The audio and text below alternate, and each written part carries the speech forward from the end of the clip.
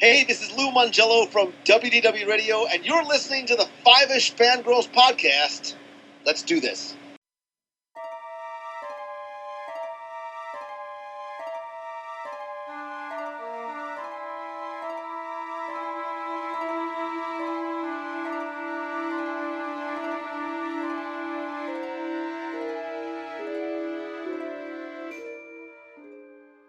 The tangents this week continue all the way to episode 335 of the Five-ish Fangirls Podcast, and we have got a lot of ground to cover. Thankfully, we've got some help. Welcome everyone to this week's episode of the Five-ish Fangirls Podcast. So glad you could join us. Let's start off like we're doing for the virtual table and see who's joined us this week. This is Brittany and Troy. This is Chrissy in Salt Lake City. This is Holly from Wisconsin. And this is Rachel in Indianapolis, Indiana. Hello, everyone. Hello. Hey, everybody. Oh, my. So we've teased this, among other things. We've had several topics that we've had dangling like carrots for quite a while. And we run into this topic and we're like, dang it. Okay, we got to cover this. Yes. Yeah. So, but with the House of Mouse getting ready to, celebrate some major milestones in the next couple of years, we figured, now's as good a time as any to look back to what we have been calling the Eisner Era. But this is, we're going to have a lot to cover here. We're going to try to do as best we can. That being said, we decided that we could use with some help. A little bit, yeah. Yep, with this. So joining us for the first time, and hopefully we don't scare them off and not the last, from the Captioned Life Podcast, welcome Sean and Kevin. Thank you. Yay! Hello. Thanks Excited for to be coming here. on. Oh, yeah. Yeah, thanks for having us. We'll give you a chance to plug yourselves at the end. Okay. But real quick, give us the elevator pitch of your guys' show. Whoever wants to be elevator pitch man. So our podcast is really about how comics and pop culture intertwine with life and reality, vice versa. So we like to talk about the geeky things that we love, but we also like to talk about how like our society is reflected in comics, and then how the things that we love about comics are found in society. Yes, and you guys do a number of interesting topics. Obviously, you cover some of the big mainstream stuff like the Marvel Disney Plus series and the like. But you also do like your favorite superhero hideouts, or like yes, bases of operation stuff. Yeah, like and that conversation was a really fun one to have, but it kind of came out of like a kind of a dark and sad place where we'd been isolated for a long time because of the pandemic, and we decided that we wanted to talk about superhero hideouts because people are always retreating somewhere, and it was a fun conversation. Yeah, we try to do a lot of like general topics or broader topics that anyone can really participate in. So even though we started off like with comics and interview people from comics as well, we always want to make sure that people can like participate in the conversation. So that's why we always try to do topics that people can, like the casual fan can always chime in if they ever wanted to and do that. So we always want to make sure that we can appeal to a lot of different people. But yeah, we've had people who've been involved with comics industry. We've had cosplayers that's been on the show. We've done like trivia episodes, things like that. So we do a little bit of everything and just try to, basically whatever, interests us and what we want to talk about at the moment. But we also get people come on the show and kind of share their story as well too. Yeah. Awesome. You guys have not been around that long. right? Yeah, we've been doing this for about 2 years, and Kevin and I actually only met each other through Twitter when we started this podcast. So we never actually met face to face until this past summer when we met up at Universal Studios in Orlando. Well, that sounds like a familiar tale. I was Right, gonna yeah. say that sounds quite similar. Right? Yeah. But yeah, we started like 2 years ago. We did it like very casually, so we didn't have like a regular release date. We just like, whenever we got together, we would try to put something out. And then last year with the pandemic happening, like obviously that kind of made it a little bit more scarce. So then this year we're like, we want to try to be a little bit more consistent. So we try to put something out twice a month on the 1st and 15th. So, but yeah, we haven't been around too long and we've had a slow start going up, but this year has actually been a lot of fun. So Slow is better than not at all. true. Indeed. Yep. So I'm impressed you guys actually got to meet each other within 2 years. It took 5 before I actually got to meet any of these ladies. So, I've only met Brittany, yeah, but we're still working on getting us all in the same place at the same time. So Right. I guess it's easier when there's only 2 of you. yeah. Well, and ours was actually kind of by accident because I think I text Kevin, I told him like, hey, we're going to Universal like this like week in June or whatever. He's like, oh my gosh, so are we. Oh, nice. So we didn't even plan it. Yeah. And then we ran to each other in slow motion, like something you'd see out of a romantic comedy. Yeah, Oh, that he tackled me music. from behind. That's what happened. Right there in front of the Hulk ride. Yeah. Nice. Love That's it. funny. All right. Well, we have you guys here because on top of being comic book fans, you're also Disney fans. Very much so. I've yeah. seen all the episodes of The Wonderful World of Disney. Nice. Nice. Very nice. That might be a stretch, but Hey, it works. There are some things you just have to brag about, and that's one of them. mhm. Yeah, and we're all of a similar age range, so that I think we can all safely say that our childhoods were directly influenced and or entertained by something that Michael Eisner had his fingers involved in. Yeah, So And yeah. I don't know about the rest of you, but when we would get the VHSs of the new Disney movie, it always felt like he was on the coming attractions introducing something, like whether it was a park Yeah. thing or a new movie or Disney Channel. It just felt like, oh, Michael Eisner is the Disney company sort of He's thing. the I didn't- face, and he's the face that's of it. that's exactly what they were Mhm. going for Yes, at the exactly. time. So Like we found some video interviews with him, and I'm like, oh, okay, I get it now, because Yep. why they did that. But at the time, it's like, oh, it's Uncle Mike, and then Yeah. later I found Uh-huh. out, oh gosh, this was kind of insane. yeah, Everything Uh-huh. going on yeah, that you don't think about when you're 10 and watching Hercules or Yes. whatever Yeah. the new movie was. yeah. So, but before we get to Eisner's tenure as the head of the Walt Disney Company, I'm going to do a speed run history lesson here because we have a lot to cover, and we can also cover the Walt history part of it in a later episode because we're also getting into like I said, the Disney Company is getting ready to hit a number of milestones. Walt Disney World's getting ready to celebrate its 50th. The company as a whole is going to be celebrating its 100th in a couple of years. Jeez. So, yeah. So we've got I guess We've coming got- up we've this got- year it would be the 120th anniversary of Walt's birth. So yeah, we can do a whole episode dedicated to Walt later, but for some context, I think we Yeah, need to give a little bit of history of where the company, how it got to where it was, and why Eisner was brought in the first place. I guess is what I'm trying to say. Like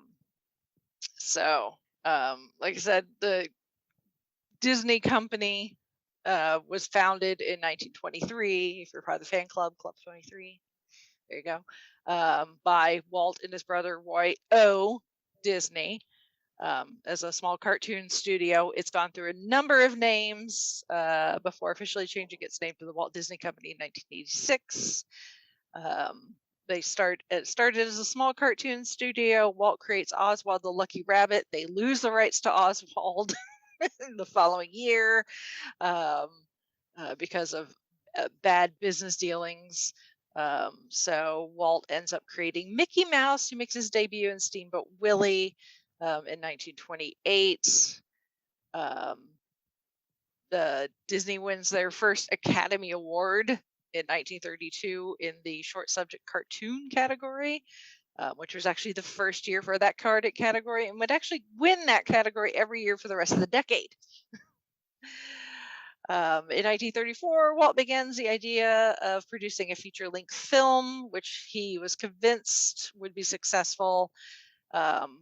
People would call this project Disney's Folly, as it went 400% over budget and required more than 300 animators, artists, and assistants. But in 1939, it would be released as the groundbreaking film Snow White and the Seven Dwarfs. And that would go on to become the highest grossing film of all time up to that point. With the help of proving that feature-length cartoons can be successful, that helped the company expand with that money, and Walt eventually gets the idea for Disneyland, which ends up opening in Anaheim in 1955. 1961, the studio, for presumably one of the first times, procures the film and merchandise rights to an outside IP, in this case, Winnie the Pooh. Walt dies on December 15th, 1966. By then, the idea of what would become Walt Disney World is already underway, along with Walt's idea for a experimental city utopian type thing was also in the works.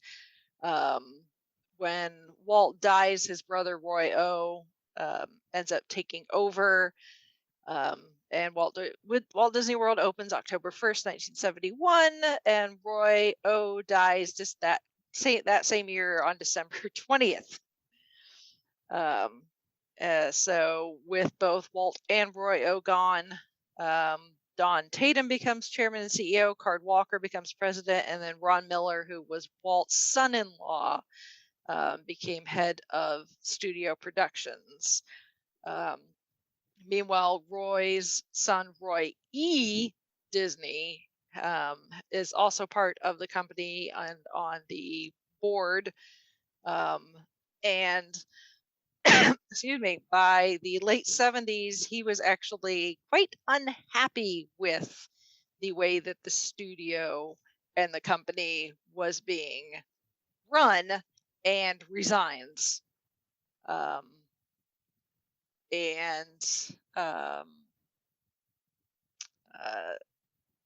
Because he has issues with the decline in overall product quality and issues with management. Let's see. Card Walker replaces Don Tatum as chairman, and Ron Miller replaces Walker as president in 1980. 1981, the Disney releases its first animated home video release with the release of Dumbo. And plans for a cable network are announced. Epcot opens in 1982 on October 1st. Also in 1982, the Coca-Cola Company, attempts to buy Disney unsuccessfully. All these attempts of other companies buying Disney, just in hindsight, they're very ironic. We're getting into the 80s, and just like the 80s were just weird for business in general. Just like hostile takeovers were just a thing. So The Disney and Channel. and a lot of it too was, think of kids entertainment in the 80s. Just how, I mean, Return to Oz, guys, which I think is it is a Disney released movie, right? But yeah, it was a bit, and then Don Bluth was doing his thing after leaving Disney. After leaving Disney, of course. So it's under like less than happy, happy circumstances. Yeah, it's just you think of, I mean, when you think of Disney now, it's like, oh, happy, we love each other, MICKEY, we're the Mouseketeers, we all love each other. But back then in the 80s, it was just, kids entertainment was a little bit more gritty than you would expect. Yeah. For better or worse. I mean, there's some good stuff to come out of that, but yeah, it's kind of a weird time. Yeah. So in 1983, the Disney Channel launches, becoming one of the fastest growing channels on cable. Ron Miller replaces Card Walker as CEO, and Raymond Watson replaces Walker as chairman. Tokyo Disneyland opens April 15th of 83, becoming the first foreign Disney park. And then in 1984, everything just kind of comes to head. At this point, the studio had not had a successful movie since about the late 60s. So really the only way that the company was making money was from the theme parks. By this point in the early 80s, like 70% of the company's profits was coming from the theme parks. Ouch. Yeah. So as far as, the movies, the TV shows, the any non-theme park related thing that we would equate with Disney was kind of going down the crapper, which was part of the reason why Roy E. left. They weren't even using the movies to feed IP into the theme park at the time. Like they really were more separate than they are now. Yeah. Yeah. So by 1984, things were just looking pretty bad. The Disney stock, which had hit a high in 73 at $123, had plunged. So by 1984, it was just about $50, which, oh my goodness, if I could go back in time, even then, I would have like $50 a share. Absolutely, I will take some. Thank you. At this point, Card Walker had actually, quote unquote, retired actually a couple of years before, but he, giving his chief executive position to Ron Miller, he kept his office, he remained chairman of the board, and essentially threw his weight around blocking every innovation that Miller and all the other executives wanted to try to inject some fresh ideas into the Disney company. Even something as simple as raising the price of parking at Disneyland, which at this point was still $1. That Walker was just like, no, absolutely not. That sounds like the most un-Disney thing ever. Yes. Like Card in hindsight. Walker, God love him. He's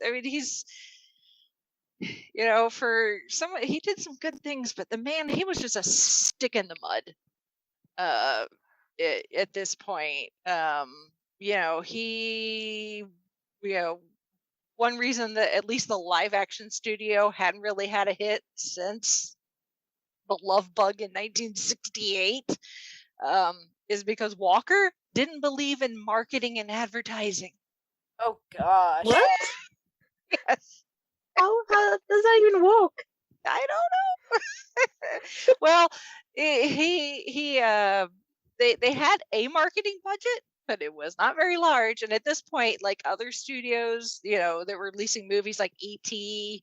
and Annie Yeah. and Star Wars and stuff, were spending like $10 million on marketing a movie, and Card Walker was just not having it. He had the same mindset that Walt had, that the only publicity worth the money was free. And I'm going to be reading a lot of and quoting a lot from this book, James Stewart's Disney War, which is a huge book, but full of valuable information. So, which just goes to show how complex this topic, yes, and just the history of it really is. I mean, thinking about that, it's like, we look at Star Wars just as an example. The first Star Wars, it was, the merchandising was just such a huge that's where help. George Lucas made most of his money. That's where the money comes from. And it's like, okay, yeah, you're creating art, you're being creative, your creativity and your, I don't know, artist integrity isn't worth a damn if you can't pay the bills. Or you can't pay the rent. And the way you pay the bills is if people pay you for enjoying your art. So, a little bit of marketing, a little bit of merchandising will go a long way. Just saying. Exactly. I mean, even Walt knew that. I mean, that was one of the things when they when he created Mickey Mouse, and any and all. I mean, all you got to do is look at just vintage Mickey Mouse stuff, and like Mickey was on everything. Mickey watches, Mickey lunchboxes, Mickey t-shirts, posters, books. He still is. I mean, there's several players. Disney groups I'm in where people are like, look, it's like Sunday morning, they're like, oh look, I made waffles or pancakes for my kids in my waffle maker that's black and red, and it's got the little buttons on it, and makes Mickey shaped waffles. I just bought a little phone stand so my phone can sit up that says Minnie Mouse, but it's just a pair of gloved hands. It could be Mickey, it could be Minnie, I don't know, but it says Minnie on it, and I love it. I will have to post a picture of it, and it's kind of fun. But it's like, yeah, it's these ridiculous kitschy kind of things that are kind of cheap crap, but we love them, and someday they might not be cheap. Yep. It's crazy to me that they've always had this idea that they could operate on their reputation alone, like especially during this time period. And there were a lot of other successful movie studios, but if you look at it compared to now, Disney is the biggest kid on the block, like by far. Oh yeah. And the perpetual nature of their franchises, whether or not it be Star Wars or Marvel or Pixar or just Disney animation, those things really could stand on their own. They honestly probably don't have to spend as much money on advertising as you'd think, and yet they do. They still spend more than everybody else, but they reap more of the market share as well. Yeah, as much as we laugh and like to quote that scene from Spaceballs, merchandising, there's a lot to that. Yeah, and that is hitting the nail on the head. That is there is so much truth to that. The best humor has truth to it, and yeah, that's exactly what they do. Yep. So the 80s were not looking very good as far as the studios were concerned, mostly because Card Walker he really stuck his heels in with that. And so 1983, the studio only released 3 pictures, which not a lot. No. I mean, compared to now, when you're getting a Marvel movie every time you trip. Yep. Yeah.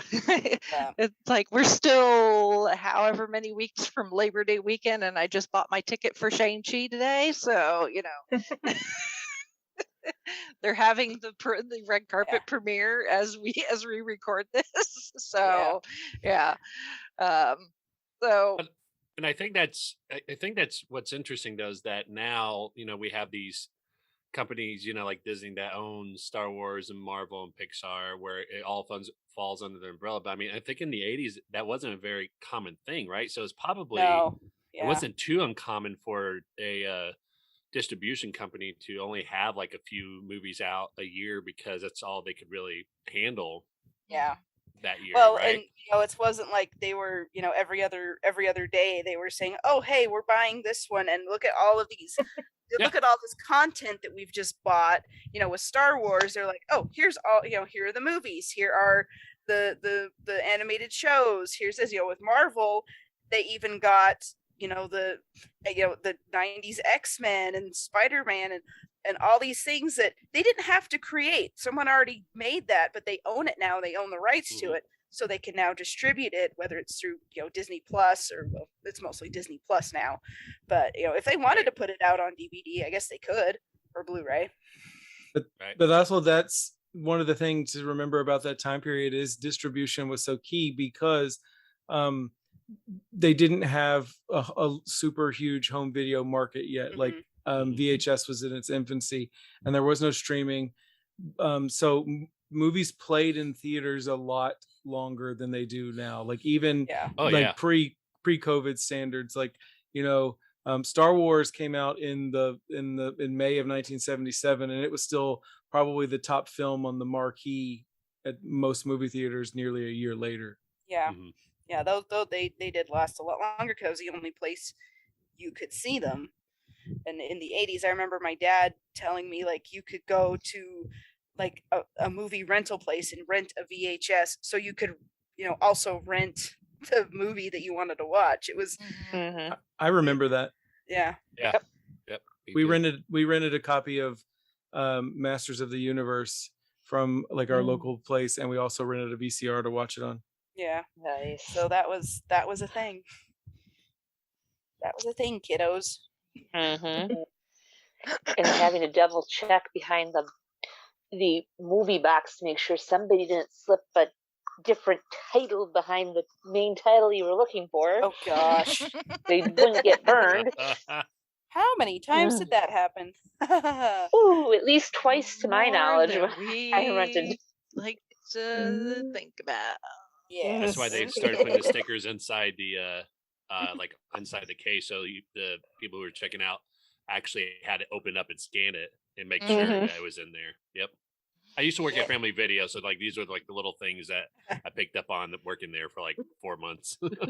Inside information. Yeah. Yeah. So anyway, distribution. Yes. Kind of a big issue. Kind of important.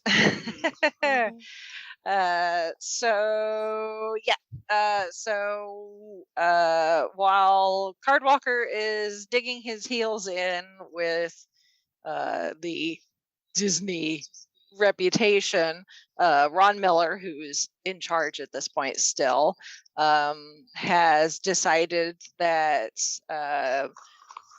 to kind of sidestep that and create Touchstone Pictures, which would be a subsidiary of Disney, and distribute, but for the purpose of less family-friendly movies, to put that nicely. So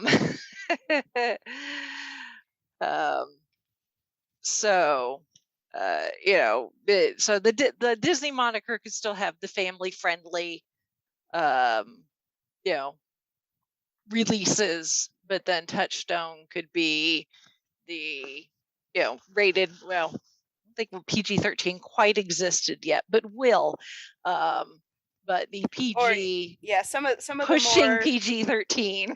Yeah, I should have been PG-13. I remember watching Look Who's Talking, and that was a Touchstone movie. And it was PG, but it was not necessarily kid-friendly PG. Yeah. But kids still watched it. Yeah. Yeah. So like their first release and ended up being a huge hit and helped Miller feel vindicated was Splash. Which was Yes. one of Tom Hanks' Yeah. first Tom Hanks and Daryl big Hannah. films. Yes. Oh, it's a cute movie. Yep. And then Touchstone would go on to release a lot of, you know, well-known movies. You know, the Touchstone, excuse me, Touchstone would go on to do be the label that releases movies like Adventures in Babysitting and Three Men a Baby and Good Morning Vietnam and Who Framed Roger Rabbit and Cocktail and the Ernest movies. Ernest Goes to Camp, Ernest Saves Christmas, Dead Poet Society, Turner and Hooch, again, Tom Hanks. So, and that's just in the 80s. So that helped Miller feel vindicated, at least as far as, you know, the Disney, quote unquote, Disney could release non-family friendly films and be successful. Probably helped the bank account a little bit too. Yeah, The stock. just a little bit. The worst. Well, what helped is you didn't really know the Disney name was tied to it, right? Like they were successful because they could keep that squeaky clean image and make the money without. I mean, that's like, you know, same thing with like Hulu. How Hulu has a lot of, you know, adult like content and everything, but that's owned by Disney, so it's like that's how they're keeping successful, by keeping Disney squeaky clean, but they still rake in the money with some of the other markets that's out there. Yeah. Although what I find it ironic is, and this is kind of a little aside, so Splash, like you mentioned, it, you know, was a Touchstone movie. It is on Disney Plus, but that awful edit at the end where they try to hide a glimpse of the mermaid's behind, and it just looks like she's wearing a hair colored rug on her butt. I'm like, that was a bad edit, guys. Just leave it. It's like if you didn't want it on squeaky clean Disney Plus, put it on Hulu. Seriously. But that's neither here nor there. Yeah. Oh, excuse me. So even with the Touchstone doing fairly well, it was not enough. There were actually two, at least that I could find, attempts at takeovers. So there was a guy named Saul Steinberg, who is essentially, he's just a finance guy. You know, he's just a guy who's made his fortune buying and selling businesses. His corporation, I guess, Reliance Group Holdings, is that a generic name or what? Launched a hostile takeover bid because Steinberg at the time owned more than 6% of Disney stock and planned to buy up to 25%. Which would not give him a majority, but would be enough for him to have some leverage. And his idea was, his thought was, he was going to buy the company, but then sell off parts of it and essentially break the company up. Which that just kind of makes me nauseous just thinking about it, actually. Because at this point, like, there were, you know, different divisions or whatever, they have their own like name, but they're all under the big Disney umbrella. Everything all still funnels back to the same place.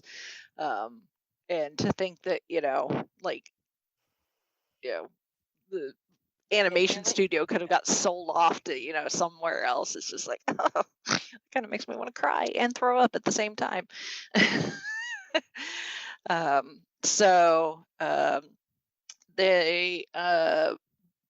management was that actually got stopped by Disney buying out his current stake. And then another shareholder filed suit claiming that the deal devalued Disney's stock, which is like, at this point, it's already $50. I'm like, but and I can't find anything that names who that shareholder was, but apparently they ended up settling that lawsuit in 1989 for $45 million. Wow. That got paid by that was paid by Disney and Reliance. Also, at the same time, in 1984, though, MCA, who was then the parent company of Universal Studios, struck a verbal agreement with Disney to purchase the company, on the condition that Miller become president of MCA, but apparently Miller and the MCA chairman Lou Wasserman and Disney, and they ended up having other disagreements, so that deal fell completely too. But I mean, it's like Disney almost bought by Universal, which is kind of scary to think about. Given the deal that they made years later to get Oswald back. Yeah. Again, another story. Yeah. So at this point, even though Roy E. had resigned, he was still aware of everything going on.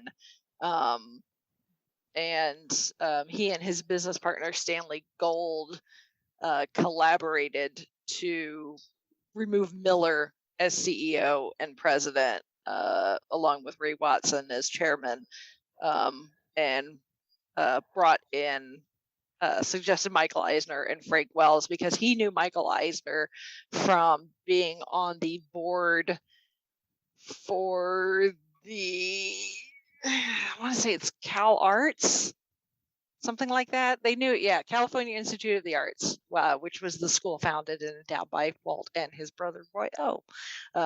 They were both on the board of that, so that's how Eisner got pulled into this, because at this point Eisner is actually working at Paramount,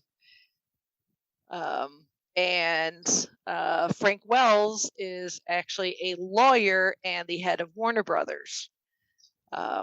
So that's how Eisner and Wells got pulled into this. And when Eisner came over, he brought Jeffrey Katzenberg, who is our other main character in this, at least for the first several years, who was working at Paramount first as he was the assistant to Barry Diller, who was the chairman at Paramount, and worked his way up to head of production at Paramount, and working essentially side by side with Eisner.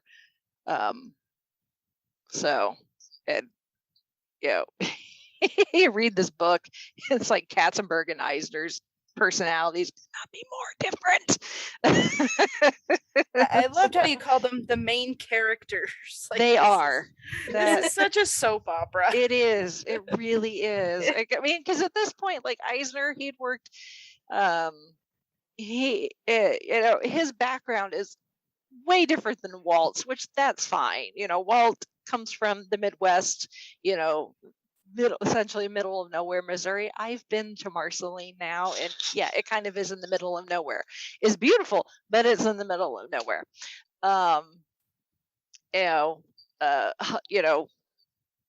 Very, having to work, really hard, not having a lot of money, doing everything, pulling himself up by his own bootstraps and that sort of thing.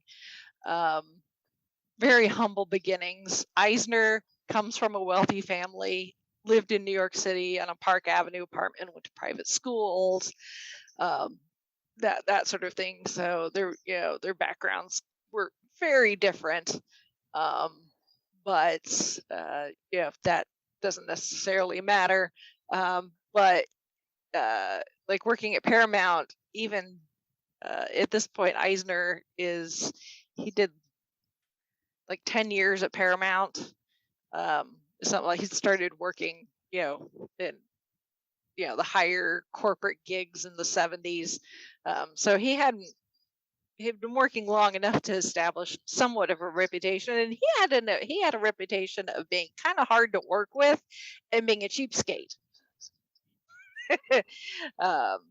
He really did not like to spend a lot of money if he could help it, if he knew that the return, the ROI, I guess, essentially, he was more content with, spending money on a good script for a film that had a good story and a good plot, and he called it a strategy aimed at hitting singles and doubles rather than home runs.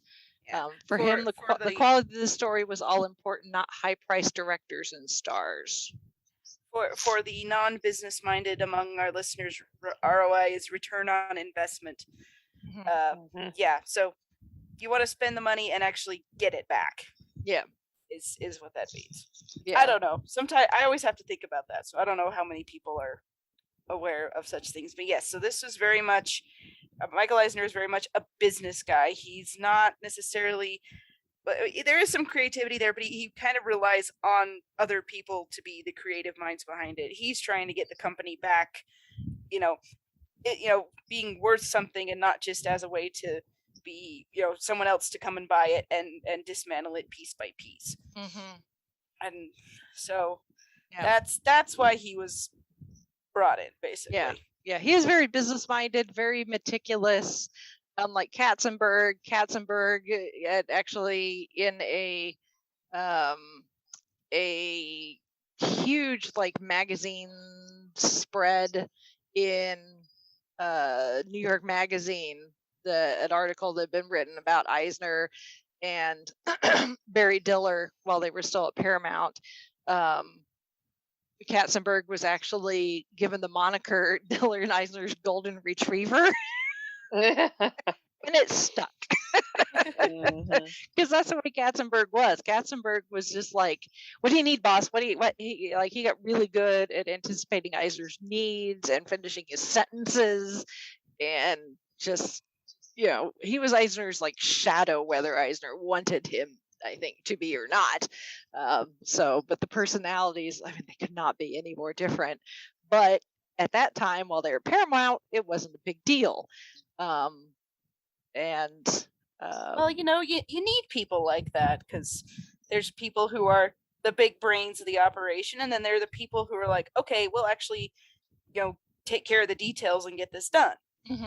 Yes, yeah, and that's who Katzenberg kind of. You had Walt and his brother Roy kind of had that relationship to a degree. Walt had all the big ideas, and Roy was like, okay, we got to figure out how to do this. Yes, it's like, how do we actually make this happen? How do we pay for it? Yeah, I'm not drawing the parallel strictly between the Disney brothers and Michael and Eisner and Katzenberg, but there are some parallels. If you look for them. Yep. Yeah. So, although Eisner was willing to take financial risk every now and then, he happened to come across his desk the script for a project that had kind of a larger estimated budget than he probably would have gone for, but two other studios had already passed on it because of those high projected costs. And even Barry Diller opposed it on financial grounds, but Eisner decided to go ahead and go for it. And that movie ended up being Indiana Jones and Raiders of the Lost Ark. I think we've heard of that one. Yeah, a little bit. Yeah. I think we've all seen that one. Maybe. Yeah. We might have done a podcast episode on it for Yeah. somewhere along the line. Yep. It's crazy that Eisner went from being at Paramount, where like he had big hits like Raiders of the Lost Ark, to walking into Disney, and like one of the first movies out the gate was The Black Cauldron. Yeah. Yeah. It's like, Also at Paramount, I found this out. He was there when they were doing Star Trek: The Motion Picture, which was supposed to be a pilot for wow. a new Star Trek series, and they said, "Well, hey, let's make it into a theatrical movie." Very, very slow theatrical movie. Mhm. So Yes. yeah,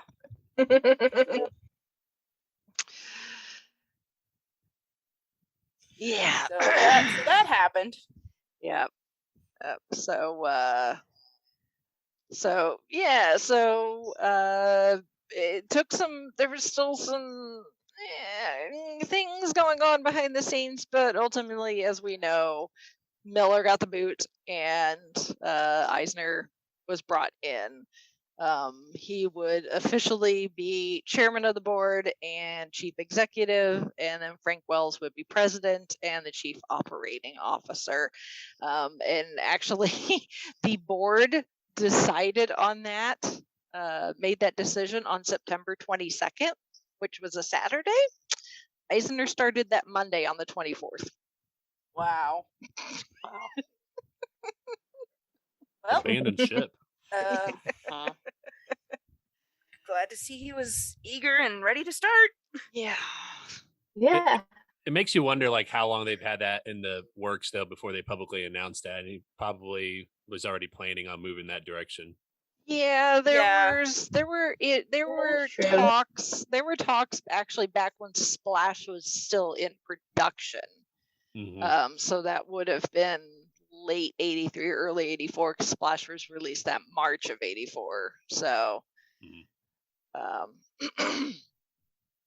but and how everything played out actually will depend on whose biography you decide to read.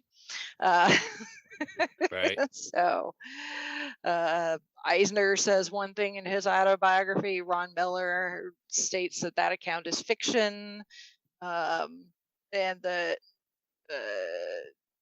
yeah.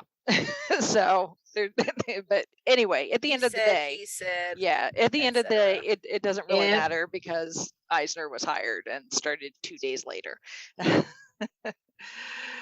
So and it hits the ground running, essentially.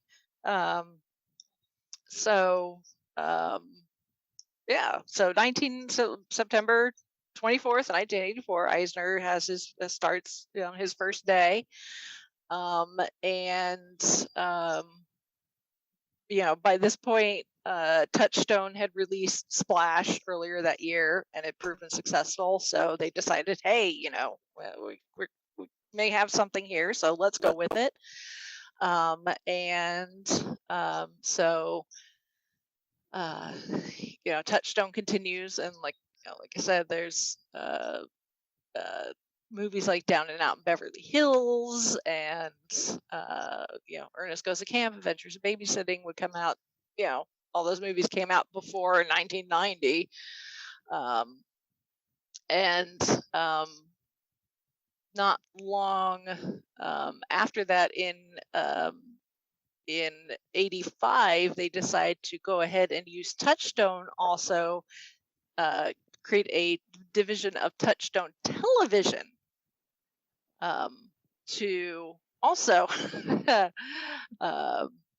keep their to kind of get Disney back on TV, on mainstream TV, because obviously we had the Disney Channel, which is on cable, but Disney had not really had a presence on network TV for quite a while. So they established Touchstone Television to produce TV programs for network TV, and again, I think they did pretty well. with one of their first hits being The Golden Girls, which I'm currently watching on Hulu and enjoying immensely. Yay! Oh yeah. You can't not love the Golden Girls. Yes. I mean, Indeed. So yeah, the Golden Girls and its pseudo spinoff, Empty Nest. I remember that one. Yeah, me too. Yeah, which My mom ran loved from that 88 show. to 95. So On Empty Nest. yeah. The 90s is really kind of where the Touchstone TV really took off with things like Blossom and Home Improvement. Oh gosh, Home Improvement. That was Boy Meets I World. think so, Tim. Yeah. Home Improvement was mandatory viewing in our house. Oh, That- same here. That and Full House. Yeah, I grew up listening or watching that like my whole childhood. It's like one of the cornerstones of my childhood too. Mm-hmm. Yeah, because I can remember for Father's Day one year, one of the merchandising things from Home Improvement was a T-shirt, and it said, "When all else fails, read the instructions." And I got that for a gay gift for my dad for Father's Day one year. He loved it. Yep. I think I went as Tim Taylor for Halloween one year, actually, if I remember Oh, correctly. nice. Nice. Yeah. Which wasn't hard, right? It was just jeans, a jean shirt, and a tool belt, and that was pretty much it. And everybody knew who you were because, like, that was the only, tool person that anybody knew in the '90s, Yeah. except for Bob. You're selling Vila. Bob Vila short. Yeah, I was gonna say Yeah. Bob Vila was still hanging around, but yeah, most people knew Tim Yeah, but Taylor. he was cable though, so like he was he was like he was big in the do-it-yourself like home builder type of things. But I Tim think, Taylor was more like blow it up yourself. right? Yep. He was more like identifiable in the pop culture of things. Like I think Bob Vila was that person until Home Improvement came around. Mm-hmm.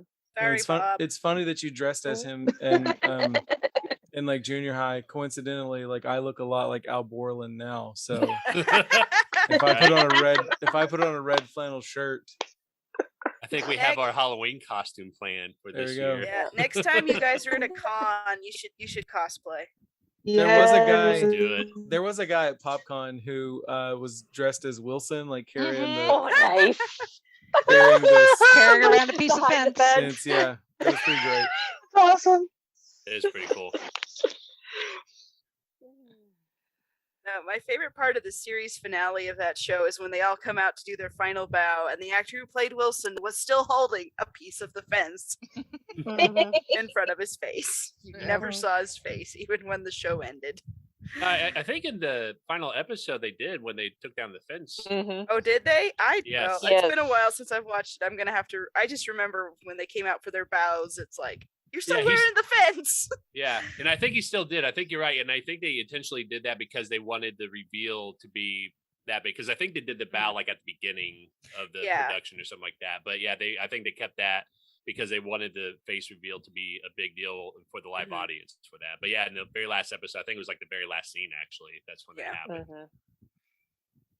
Which, by the way, I mean, not to get sidetracked too much, but apparently Wilson is based on an actual neighbor that Tim Allen had growing up, where he would actually talk to his neighbor as a kid, and he only saw the top of his face because of the fence. So it's like based on an actual experience he had when he was a kid. Cool. I believe it. Yeah. Yeah.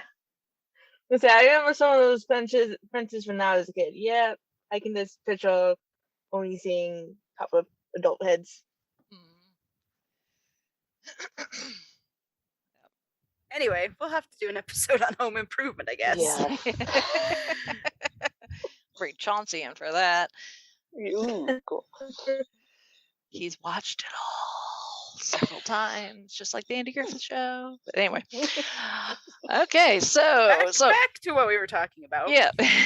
So the Touchstone side, the more, not, Mickey Mouse, Not type kiddie. fare. Yeah. Not is for the kiddies. obviously necessarily. doing well, but the animation side is just looking really sad. and actually Eisner actually considered shuttering the feature animation and outsourcing it. But thankfully Roy E had come back and was back on the board. He came back in when Eisner was hired and stepped in, and he was like, no, this is what this company was built on. Absolutely not. So he offered to head the feature animation division and try to turn it around. In the meantime, they established the Walt Disney Picture Television Animation Group to produce lower cost animation for television, and that's where we got shows like the Gummy Bears. I love the Gummy Bears. I don't care what anyone says. I remember the theme song, but I don't really remember much of the show. I don't think I've ever seen it. I don't think I have. I've seen clips, but I've never seen it. The theme song is like the worst earworm you will ever have, and it is glorious. Yeah. But no, it was a fun one. Like, it was on, I can't remember if it was on Saturday morning or yeah, I think it was. Okay. Yeah, because it's just one that I would I would see it, and it's like, oh, I'm gonna sit down and watch this. So I can't remember if I ever saw regularly sat down to watch it, but it was just on, and they were, because I also like Care Bears, and it's like, this is Disney's version of the Care Bears. Yes. Okay, let's go with it. But with a touch of the Smurfs tossed in to boot. Yes. So it's just one of those things, like, and it's same with like Many Adventures of Winnie the Pooh. So it was like those, for some reason in my mind, those are connected. So I wonder if like one came after the other. That could be. Oh, and then too, I know Disney Channel, after they took them off the main syndication, they put them on the Disney Channel. I think they aired them back to back. Yeah. Oh, talk about the good old days of the Disney Channel. Oh my goodness. Yeah. I think that's where Dumbo's Flying Circus. DuckTales, Rescue Rangers, Darkwing Duck, Tailspin. Yeah, but it all started with Gummy Bears. Yes. And their gummy berry juice. When that juice came out, oh boy. Yep. They could put Tigger through his paces. Oh yeah. Oh my gosh. Tigger on gummy berry juice. I want that crossover now. Oh my gosh. They'd send him to the moon. Yep. I just envision him like Tyrone Biggums, like Dave Chappelle's character. He's like, you guys got any more of that juice? And Rabbit going like, don't give them any more. Right. Now those shows weren't exclusive on Disney Channel though, right? Because I remember no. They were on like Saturday morning, like on right. It might have been ABC. This was before Disney and ABC, like Disney bought ABC or anything like that. But yeah, right. I feel like it was ABC, or at least our ABC affiliate. Yeah, that sounds right. Yeah. Well, and Disney's always had like some sort of stake in ABC since the 50s, because that's how Walt got in front of like ABC, Saturday nights to promote Disneyland. Yeah. And well, Eisner used to work at ABC. Oh yeah, as well. Right. So yeah. I mean, there was some connection with NBC for a while with Walt, but yeah, ABC was kind of been the partnership for Disney even before Disney bought them. So yeah, it just always seemed to go together. Yep. Yeah, because I remember watching those shows. I think it was on ABC when growing up. It was always like I think I saw weekday afternoons, and then they played it again Saturday morning. Yeah. Yeah, out here with the time zones the way they are, the afternoon stuff actually started when we were getting out of school. Right. So I got to see like the latter half of Disney afternoon, and it was Saturday morning that I saw a lot of this stuff. Because Saturday morning, heck yes. You mean you didn't get the handheld TV that you could have watched on the bus with the 2-inch screen that's in black and gray and Oh, did you all not have that? Oh, I had that when I was a kid. Well, lucky you. It was probably the oddest thing I had as a kid was, and I can't remember why, other than like there was probably some show I wanted to watch while we were driving, and so it was literally like a handheld thing. The screen was not very large at all, but it had a huge antenna, and I could watch like all the local channels in real time. Then So you had the iPad before the iPad was a thing. I had the first streaming service back in the 90s. Nice. Wow. All analog and everything. Yeah. Wow. The closest that I is- had was a handheld radio that I could plug a pair of headphones in, and I could actually get the audio signal from my local TV station, so I could at least listen to what was going on and then try to mentally picture in my mind. Okay, so this is how that happened. Mm-hmm.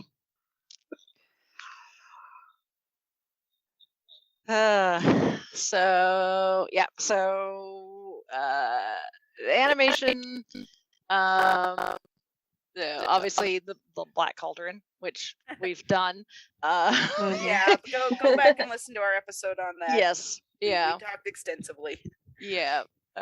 So they ended up moving the animation division from the studio lot in Burbank to a location about 2 miles east in Glendale. And then not long after, their computer graphics group would also move out there too. So once they got settled in there, they worked on their first feature animation, which would be The Great Mouse Detective. Okay, I've got One to of my stop like faves. gasping every time we have one of these. Like we said at the beginning, this era of Disney kind of coincides with a lot of our childhoods. But every time we mention one, I'm like, I love that one, and then we go into a mini review. We'll be here all night if I don't quit that.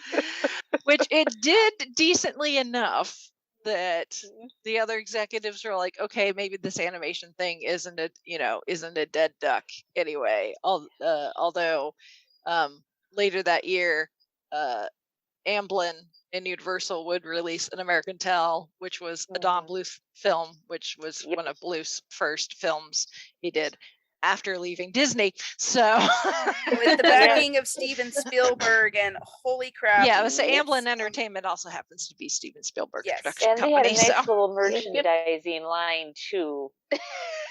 Yep. Because I can remember from Christmas that year, I did get the stuffed Fievel with the great big poofy yeah. hat. Yes. And of course, me being a dumb kid didn't know the difference. Huge one. Yeah. Yeah, there's video of a trip that we took to Disney in the early 90s, and we're standing on the railroad station at Main Street, and like the band is out there playing music, and I don't remember what song they were playing, but in my dumb little head I thought it was somewhere there. Somewhere else. It's like, oh, Fievel, and I was like now I'm like, you dummy, that's not a Disney movie. Oh man, if Mr. Eisner had been standing there, he'd probably want to be like, no, child. Yeah, probably. Hey, in my mind, all animation was Disney. I didn't know any better. I feel like most kids our age, that's kind of how most of us felt. Like, Yeah. if it was animated when we were kids. Yeah. So also at this point, Jeffrey Katzenberg had actually gone to kind of help head animation and help. And so let the golden retriever loose in the animation division and animated feature division. And what do you get? You get the decision between Katzenberg and Roy E. to increase staffing and production so that they could do a new animated feature release every year instead of every 2 to 4 years. And one of the first releases with this new kind of mindset was actually kind of a Katzenberg idea, Oliver and Company. Yes. So he had the idea to bring in a group of big name singer songwriters, each of whom would contribute a song. So people like Billy Joel, Barry Manilow, Huey Lewis, but his friend, a close friend of his, who would end up becoming kind of his business partner, David Geffen, who worked in the music industry, suggested they bring in lyricist Howard Ashman. And then later Geffen also recommended bringing in composer Alan Menken, which that's a match made in heaven. They did not know that at that point, but bringing those two together. Angel started singing. Things Shiny started awards clicking. started twinkling in the sky. The cash register started going cha-ching, cha-ching, cha-ching. Yeah, I mean, Ashman and Menken had already worked together because they had worked on Little Shop of Horrors, which is an amazing play / movie. Go see it. Yeah, which Geffen actually produced off Broadway. So that's how those connections worked. So yeah, Ashman and Menken were already successful pairing on the stage, but in movies, oh baby, what we're gonna get. So yeah, so Oliver and Company and Oliver and Company happened to open in theaters the same day as another Bluth Amblin Universal feature, The Land Before Time, but Oliver outgrossed Land Before Time in the U.S. and went on to become the most successful animated feature in the U.S. to that date. So, yeah. So we got the ball rolling there, and with that, they start on their next animated production, a little movie called The Little Mermaid. Yeah. And it turned out there was nothing little about it. Yeah. And again, I mean, they kind of said this a few years ago with Frozen, is realizing that Disney's biggest strength is fairy tales, folk tales, you know, and add the musical aspect to it. And holy cow, you've got a gold mine. And again, it goes back to it's marketable. There's a good story, good characters. The songs are catchy. I mean, whew. And it's like it's that formula that that it just works for Disney. That's their bread and butter. Yeah, talking animals or singing princesses. That will get the butts in the seats. And don't forget dead parents. Oh, that's what I was gonna say. Yeah. They never bring up the mother, but it's it's obviously implied. But yeah. Which does everybody know the theory as to why there's always a dead parent? I don't know. It's an emotional connection. Well, so there, and I think this is probably based in some truth, but I don't know how to verify this. But I would probably venture it's probably true. But when Walt Disney got successful with this company, he bought a new house for his parents out in California for them to move and live with him. But what happened is a couple months later, that house caught on fire, and his mother died in that fire. And he felt like really guilty from that because he was the one that bought them the house and everything. And so there's a story out there, and again, I don't know if it's true or not, but I think there's a story that said like, that's one of the reasons why he always has like a parent dead is in the movies, is because it's kind of like his way of like coping with it or something like that. So interesting. Yeah, and I've never heard that story. Yeah, but that only makes sense up to 1966. Because it's a tradition at that point. Yeah. He's just arbitrarily killing parents after that.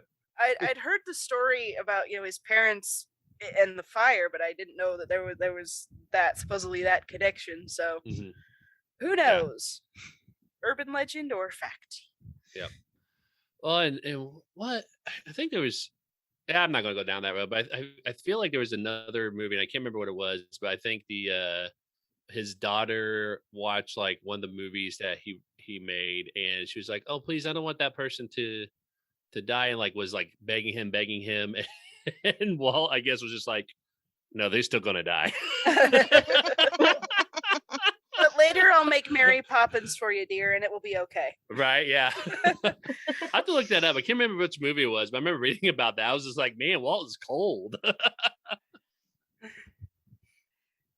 Emotions sell.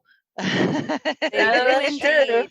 Yep. Make him cry. Make him The cry. feels sell. Well, you know, like Disney movies are notoriously short. Like if you look back to 1939 when Snow White came out, 1939 was like a huge hallmark for filmmaking because the other two huge movies from that year were Gone with the Wind and Wizard of Oz. Mm-hmm. And the running time for Snow White is like 78, 80 minutes. So Yeah.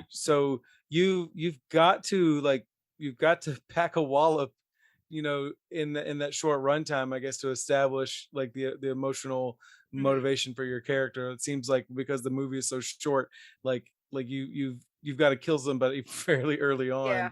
In order to It's a shorthand for you better feel something. Whereas if you block out an afternoon to watch Gone with the Wind, stock up on the tissues, cause dang, or a baseball bat to vent out some frustrations about Miss Scarlet. Anyway, but yeah, you're right. There's the runtime is. You got to pack the emotions in there quite a bit. Yeah, like I mean, what is it like? If you look back, I guess from my childhood, like Bambi's mother would be a glaring example of like when Roy was actually around. But it's like as hard as Bambi's mother is to watch or I guess to experience as a kid, the first 10 minutes of the movie Up, like just like there's just not really much to compare it to. Like it's a gut punch. Well, that one, I mean, you actually watch the characters like grow old together, and you see the emotions in there. Whereas a movie like Little Mermaid, where her mom's just not there, it's just not really remarked upon or anything like that. So it's a little different, but the principle remains the same. There's an emotional, there's a shorthand for it, and whether or not we realize that as kids, it's only been until I've grown up and rewatched the movie, and it's just like, oh yeah, she doesn't have a mom, so she's might be acting out a little bit, or I don't know. But it's something to think about. Yeah. Excuse me. Sidestepping here for a moment, we'll come back to the feature movies. But at the same time, again, looking for ways to make some money with the film side of things. A young executive who also came from Paramount named Bill Mechanic, who came over with Eisner and Katzenberg, had hopes to become a movie producer. Instead, he got put in charge of home video, which at this point wasn't really much of anything. As I mentioned, they had released Dumbo in '81 for home video release, but it wasn't really a thing that they were really doing other than rentals, because that's what people were doing. There really wasn't a market for selling videotapes because they were expensive and most people rented them. So selling any of the older Disney movies seemed kind of like a dumb idea, because if people bought the movies, would they come to the theaters when they decide to release them every 7 years? Oh gosh. Yeah. 20 years later, remakes. Yeah, the idea was the films might lose their aura of exclusivity and seem like any other movie. So Roy was opposed to the idea, and so was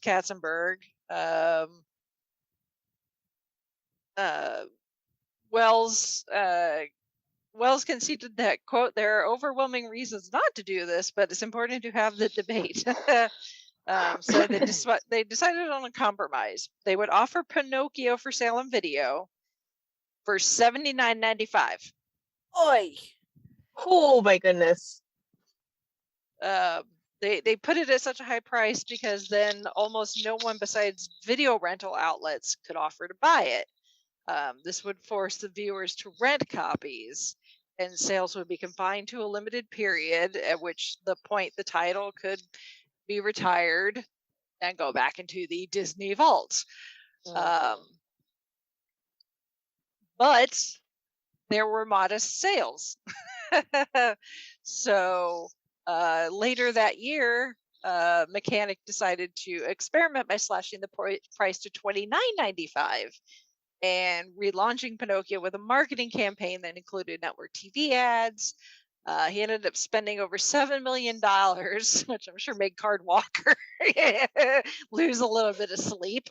But it sold out all of its 1.7 million units. Oh goodness! So they underestimated people's desire to own these things rather than rent them. So Mechanic went and asked to have Cinderella released, which was to be that year's Christmas re-release in theaters. Again, Katzenberg and Roy vetoed the idea. Mechanic went to Eisner and Wells and again agreed that it needed to be debated. And the debate was emotional issues and economic issues.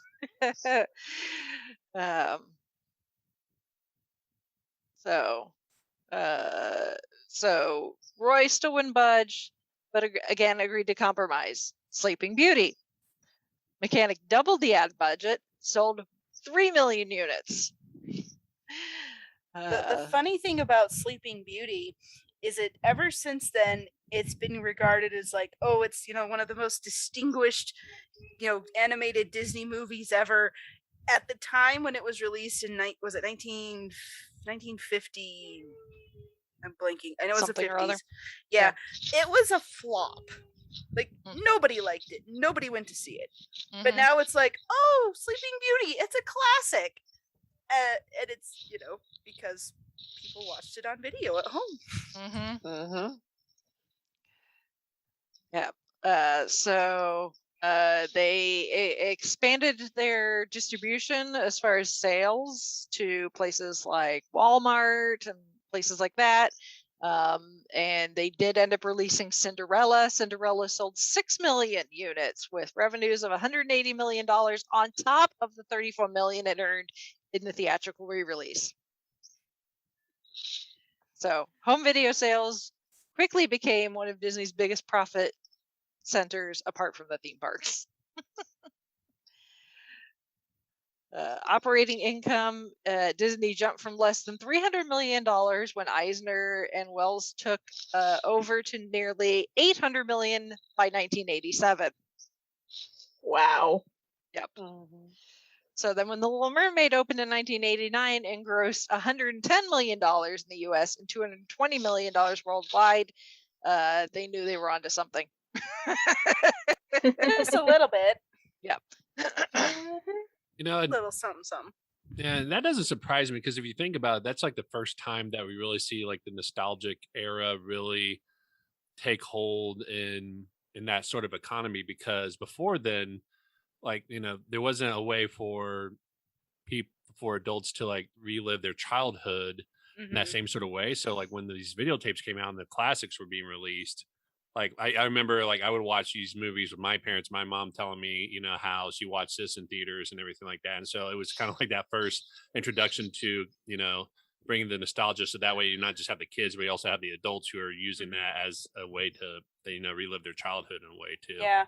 No, I remember one year for my birthday, me and my sister, our birthdays really close together.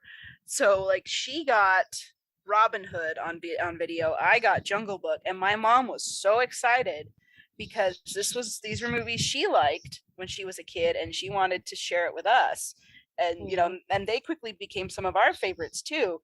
So it's like they were like you said, they're finally able to tap into that whole nostalgic thing where it's like, don't just see, it'd be cool to see this in the theaters, but here I can show it to my kids, whenever I want on my own terms when we can, and we don't have to leave the house.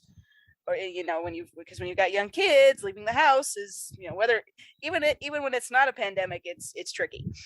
so it's like that's what they glommed onto, kind of by accident, it sounds like, almost. Yep. But with the success of The Little Mermaid, that just spurred on Katzenberg's golden retrieverness.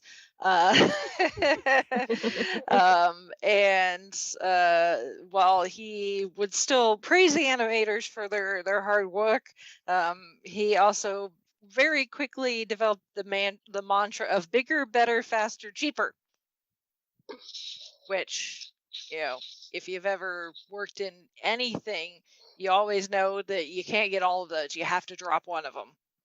It's kind of like a cosplay. You want it cheap, you want it accurate, you want it fast. Right. You either have it done well or done cheaply. You cannot have both. Have both. Yes. Exactly. One of those is going to get dropped.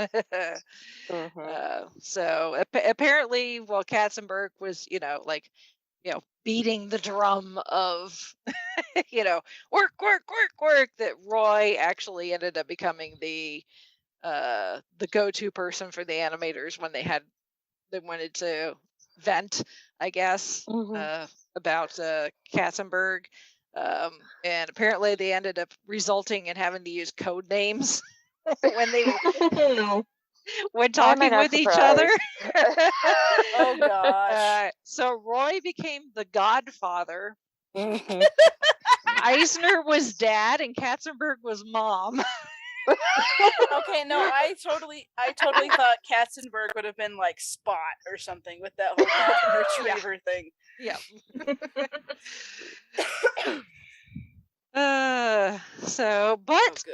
It's for better or worse, God love the animators for toiling away, but in the 27 of the first 33 films under the Eisner Wells Katzenberg helm had been profitable, including 19 in a row.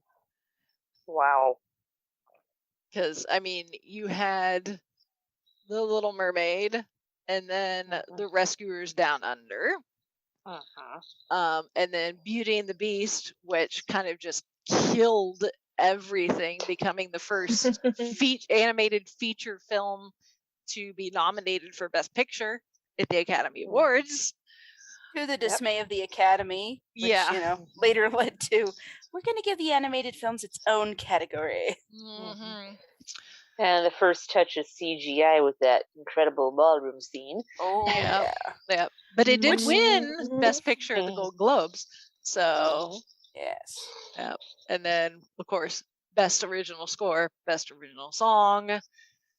Again, Howard Ashman, Alan Menken. So, we just went on this tear of Beauty and the Beast, Aladdin, The Lion King, Pocahontas, The Hunchback of Notre Dame, which we've covered Pocahontas and Hunchback. While they weren't as successful as Beauty and Lion King and Little Mermaid, they were still decent. Hercules, Mulan, which we've covered as well. You can all go listen to those episodes. And Tarzan, which that Tarzan was kind of the end of the Renaissance in 99. A lot of people considered that the end of the Disney Renaissance, at least as far as animated films are concerned. But that's a tear of really successful, and they were doing pretty good with TV animation and even some spin-offs, some theatrical spin-offs like DuckTales the movie. So Which and that then one was supposed to spawn its own. I don't want to say it was a studio. It was supposed to be Movie Tunes, but for some reason it never really yeah. got off. And the a lot ground. of those animated features ended up getting their own TV series, like The Little Mermaid and Hercules. And, Aladdin did. Aladdin, and so yeah, Mm-hmm. yeah. So you doing pretty good there as far as animated features. Once they got into it, they were doing pretty good. So they did try to diversify a little with films like The Nightmare Before Christmas, which obviously was stop motion instead of hand drawn animation. Yeah, and that one was released under Touchstone. Yeah, originally. Yeah, but Tim Burton had been an animator at Disney. Mm-hmm. Yeah. So Yep. yeah, so did that. We had the Disney Renaissance, the animation Renaissance. Unfortunately, it did die off there close to the end of the 1990s, and for better or worse, or I guess depending on who you ask, that the tensions between Katzenberg and Eisner and Roy were becoming more and more tense.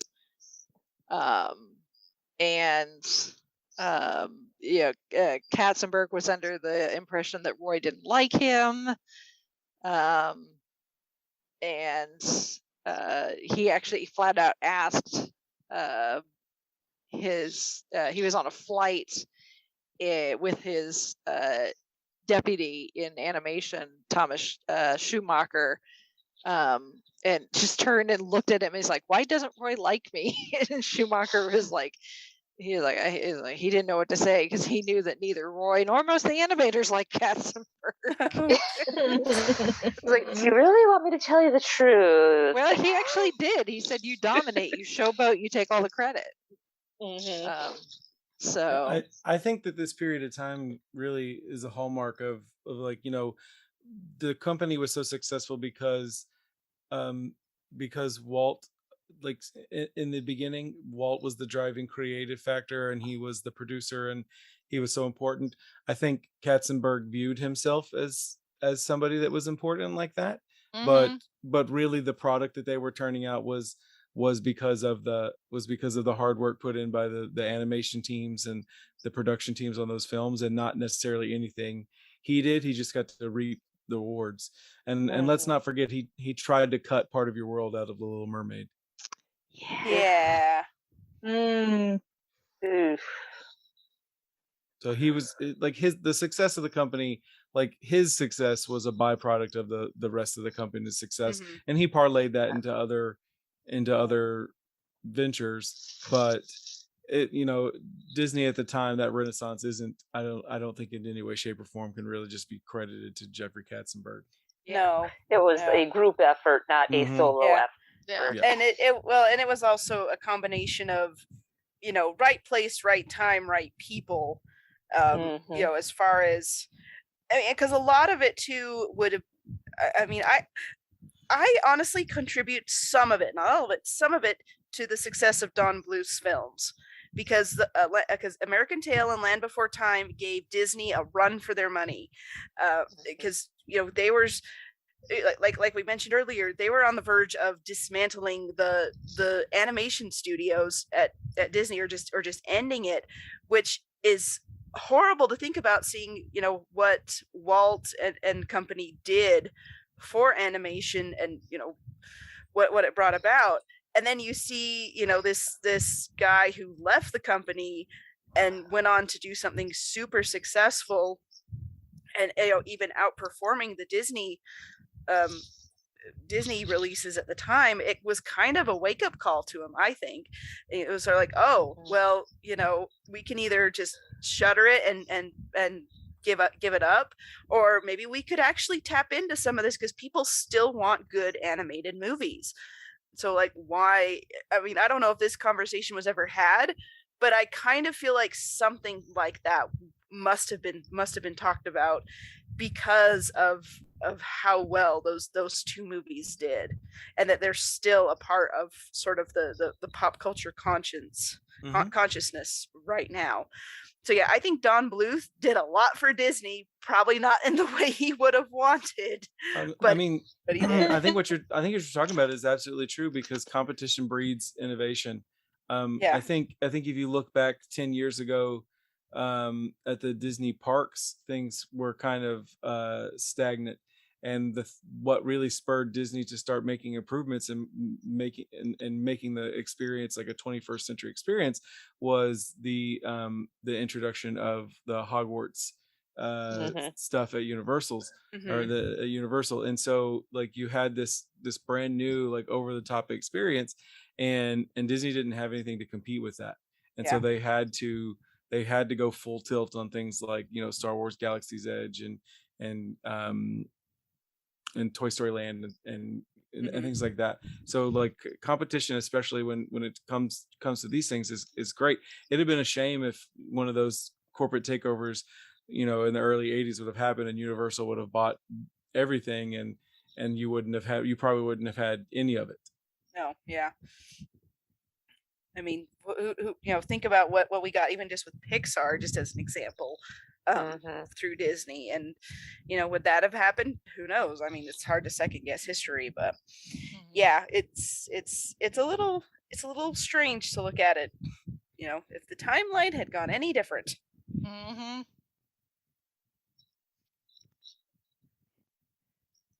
Yeah, it's like, you know, that the second half of the 80s and into the first half of the 90s, you know, Disney was the powerhouse. I mean, there really was no competing with them. You know, animation was on a tear. You know, the Touchstone stuff was on a tear. They had Katzenberg was part of the a big part of the agreement that Disney originally entered in with Pixar, because Pixar was their own people at the time. So they partnered up with them. Disney ended up buying Miramax Films during that time period as well, which that's a whole other can of beans. They even owned the Mighty Ducks NHL team. Yes, they did. Yep. Yep. That's probably the most experimental thing they probably did in that era. Yeah. And the Orlando Magic. Oh, that's right. They owned them too. Oh, I forgot about that. Yeah. Well, the Mighty Ducks makes sense because they actually had Mighty Ducks movies. Or the Orlando Magic makes sense too. Yeah. Anaheim and Orlando. Duh. Yeah. So the Disney company at this point, you know, based on what they were originally founded on, which was entertainment production, they're back in, you know, the winner's circle. But let's not forget the theme parks, because you know, and Eisner did not either, because in 1989 the at the time named Disney MGM Studios theme park opened in Florida as part of the Walt Disney World Resort. It's now Disney's Hollywood Studios, and at the time it was a working studio, among other things. So you could actually see things in production along with, you know, seeing Mickey Mouse. They also opened Pleasure Island and Typhoon Lagoon, which is one of the water parks. They're also at that time, Disney and Jim Henson actually went into discussion to possibly acquire Jim Henson Productions, but unfortunately Jim's death put the kibosh on that. But Disney Vacation Club, their first resort opened in Walt Disney World in 1991. Disney launches their publishing company, Hyperion Books, and Hyperion Books for Children, and Disney Press.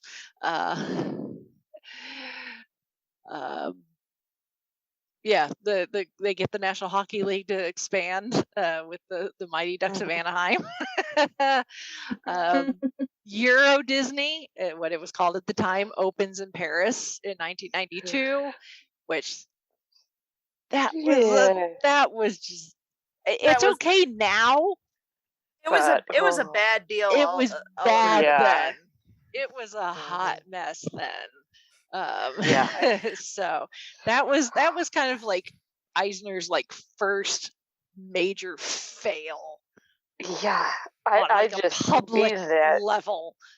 Reading that in the Disney Wars, I started to cringe. I'm just like, whoa. Yeah.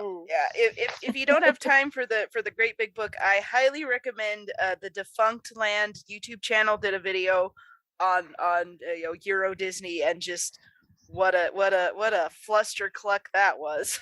Yeah. And then sending one of their guys over there almost on a permanent basis to try to fix things. And him trying to, like, can I come back to the States? Yeah. Please. Like, I want to go home. Yeah. This isn't fun anymore. Yeah. It never was. Yeah, just it kind of by this point, Michael Eisner was kind of believing his own hype. And getting a little too big for the riches, but not quite. Yeah. And so he really, really wanted to do a new park, and he just really loved the idea of the park in Paris. And it came back to bite him in the butt. Well, when you have, like, Cinderella's castle or Sleeping Beauty's castle in a continent full of castles. Yeah. It's like Eddie, one of Eddie Izzard's stand-up things where talking about building the park in Paris or in Europe, and they're like wanting to build a castle, and like they're gonna do it a bit bigger. They've actually got castles here. So you're not going to impress the locals with another castle. You've seen one castle, you've seen them all. Yeah. So thankfully, Paris has turned around. Yes, yes, it has. And now they have an entire Marvel themed hotel, and if that doesn't desperately make me want to get over there sooner rather than later, I don't know what is. I would go just for the hotel. So, but yeah, with the Euro Disney, that kind of things start to make a turn not for the better as far as Eisner being in charge. Kind of the biggest shift was unfortunately happened because of the death of Frank Wells, who was president of the company up to that point, but he died in a helicopter crash in 1994.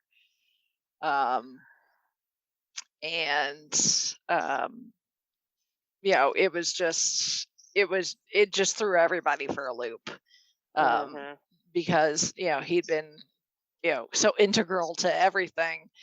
He'd come in when Eisner and Katzenberg had, and without as much as it wasn't the happiest of marriages, to use the mom and dad metaphor that the animators were using, it wasn't the happiest of marriages. It was working.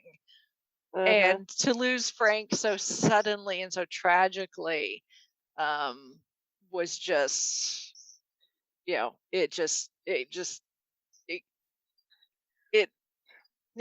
no pun intended, it kind of killed the vibe. Killed the momentum. Because Wells was kind of like the marriage counselor. It's like, hey guys. Yeah. So let's try it a different way. Yeah. He was a big champion of the creative side, even though he wasn't like a creative person. The Imagineers, the animators, they had like Frank's support in ways that they didn't feel supported by Katzenberg or Eisner. Yeah, it felt like, Katzenberg and Eisner, they were the administration, handling all the big day-to-day stuff. They're not really in the trenches, so to speak, with the people actually making the things. But Wells, he was sort of the liaison between that, and so it kind of greased a lot of wheels and got those big ideas actually made. But yeah, once he was gone, it was like, Eisner and Katzenberg just didn't know how to relate to the people actually making the magic, or at least that the animators and such didn't feel like they were being listened to. So yeah, that was a huge blow, with the momentum, like you said, Rachel. It's just oof. Yeah. And not long, that same year, after having this, as if mortality isn't, the idea of your own mortality isn't like spotlighted with that, then Eisner himself suffers a heart attack and has to undergo quadruple bypass surgery. And if that wasn't scary enough, because of everything that was going on, by this point actually Eisner kind of like started putting Katzenberg kind of more at arm's length. So when Eisner had to go in for emergency surgery, Katzenberg was not on the list of people immediately notified. He actually didn't find out until he called Michael's wife to ask about something.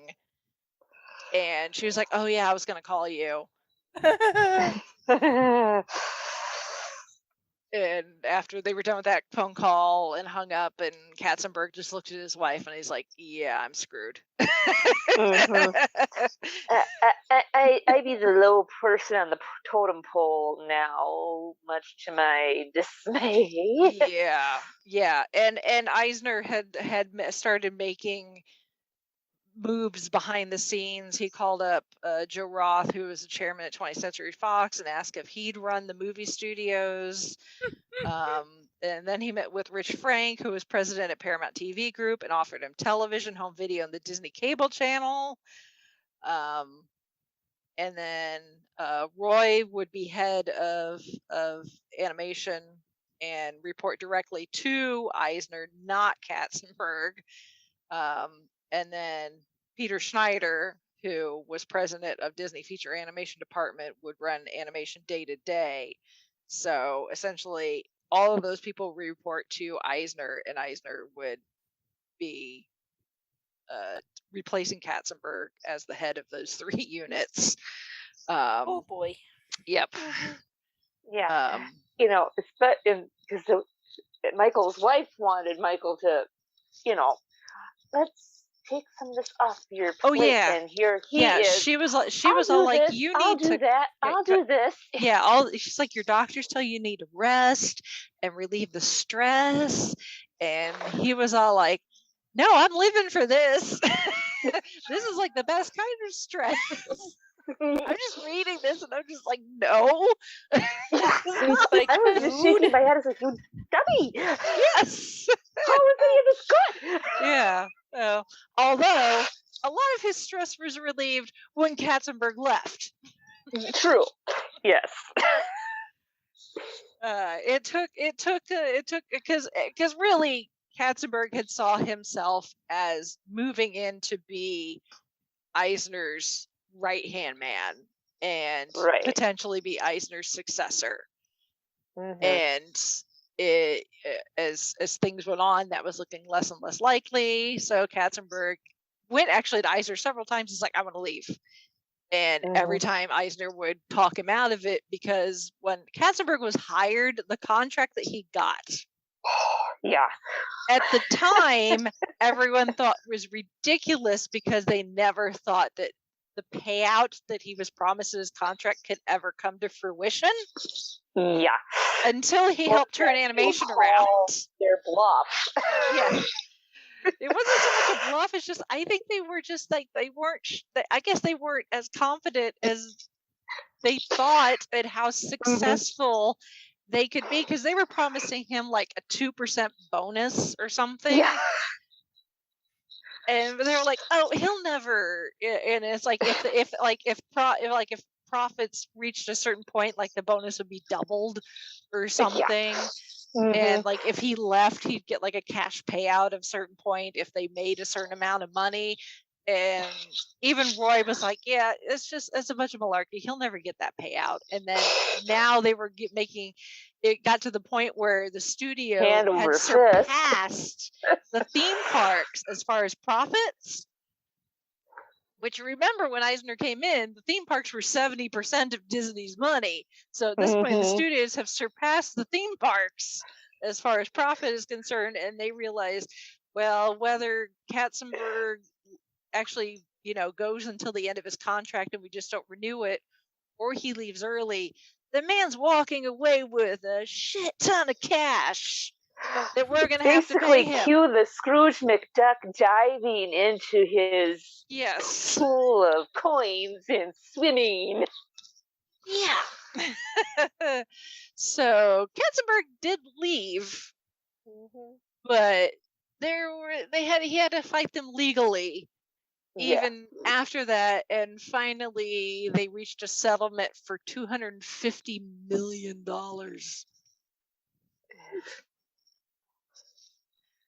And then he went off to create DreamWorks with Steven Spielberg. So,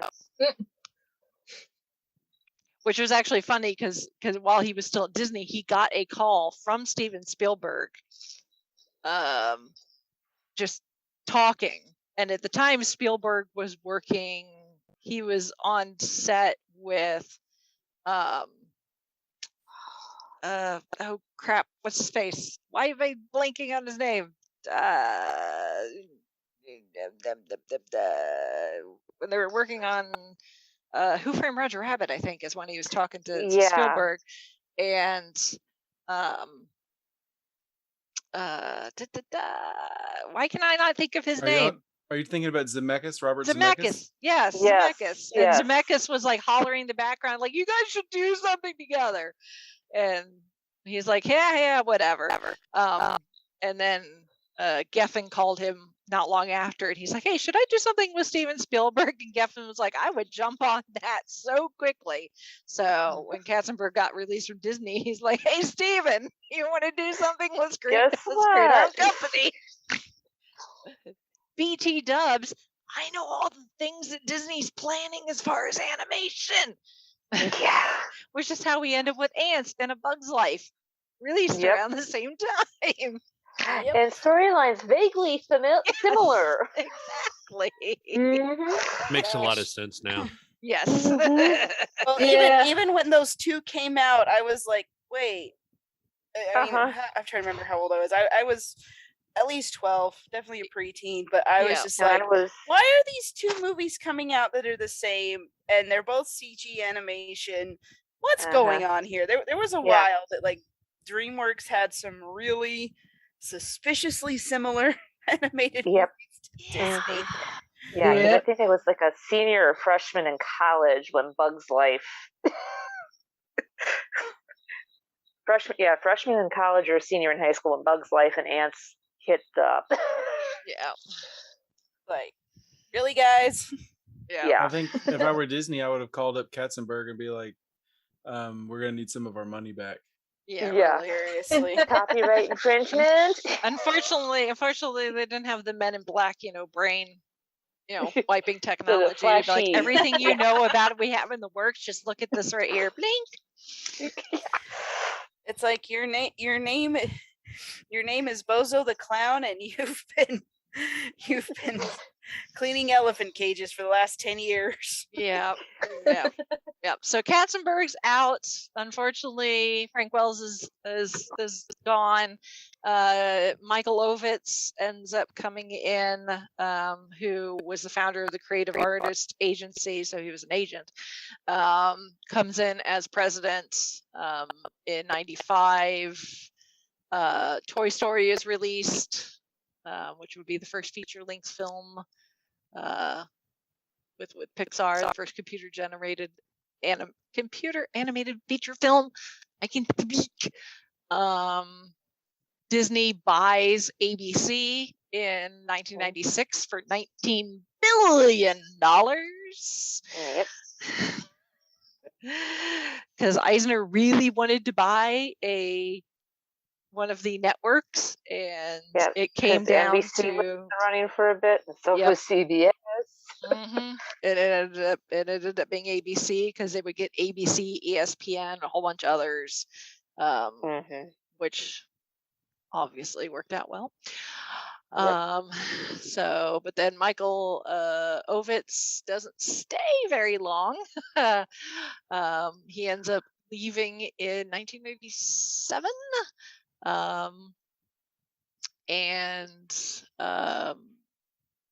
The same year, Disney enters a distribution partnership with Pixar. Animal Kingdom Park opens in 1998, which I'll put a link to it in the show notes, but there's an interview, Katie Couric interviewing Michael Eisner on opening day and talking about, how it's, all about, protecting the animals and helping some of these species that are almost extinct and that sort of thing. And she says something about, the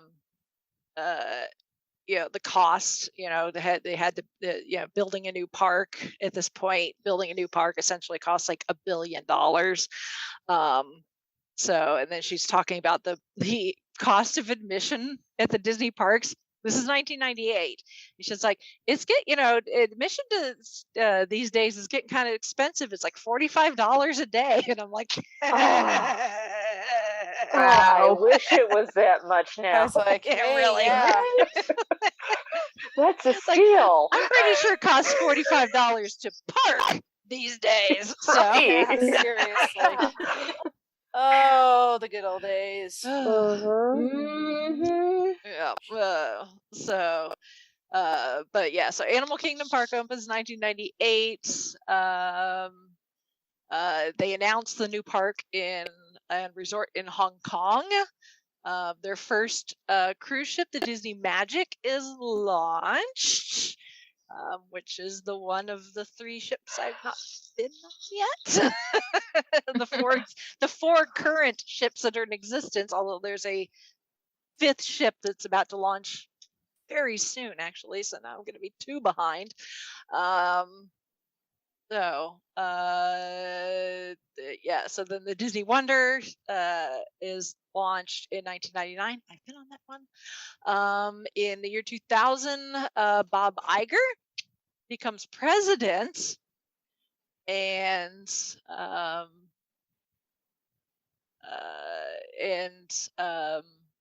then 2001, Disney purchases Fox Family worldwide for $3 billion. That's in 2001. You can see where things are going. 2 new parks open.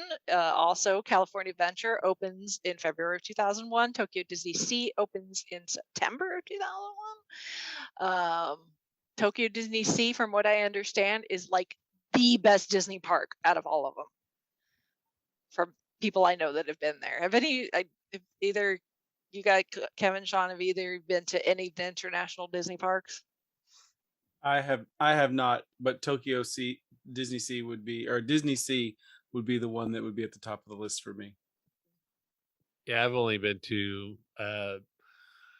Disney World. And I don't know if I really want to go overseas to any other parks. I think it'd be cool to go see them, but I right now, I mean, the only thing I really have any desire is go over to Disneyland, so can visit Marvel's Avengers campus over there. Every time I see pictures of that, I cry a little I know. because I want to go so bad. I know. Me too. So, but yeah, I mean, I think if I were to go to any of them, I think I would go to Disney Tokyo just because it sounds very fascinating over there. Yeah, it's just from what I understand that like Tokyo Disneyland is really cool because they've got their own spin on things. They have some of the similar rides, but they put their own spin on things. But apparently Tokyo Disney Sea is just like nothing that you have seen in a Disney park as far as like the technology and the theming and stuff. So yeah, I just want to go to all of them. I just need to stamp all of them. Yeah, and that's part of the reason why I want to go to that one if I were to go to one of them overseas, just because it sounds very fascinating that whenever a company or a business that's trying to broaden their reach into the international market, that it seems like whenever you get into Japan or China or India, that you have to acclimate to the culture, and that you have to kind of adapt and adjust to make it popular for them, and not have it to be something that you're kind of imposing your culture on them, but you have to adapt it in order for it to be successful and everything. I find that really fascinating. I know they did that. If you ever watch Marvel on Disney Plus, they talk about how there was actually a really successful Spider-Man show in Japan, and it was really fascinating because when you watch the show, it's nothing like the comics. It's because the people in Japan that were in charge of it, they adapted it to be popular for Japanese culture. And so people at Marvel was really concerned about it. Stan Lee loved it, actually. It ended up being like really successful, but you never really heard anything outside of Japan about it because they kind of kept it there, and they didn't really bring over to America to show that. But apparently it influenced a lot of stuff. So it's just I just find it really fascinating to see like how they have to adapt a lot to make it a popular thing in these cultures. And it just I just find it very fascinating to kind of see what they've done to do that. So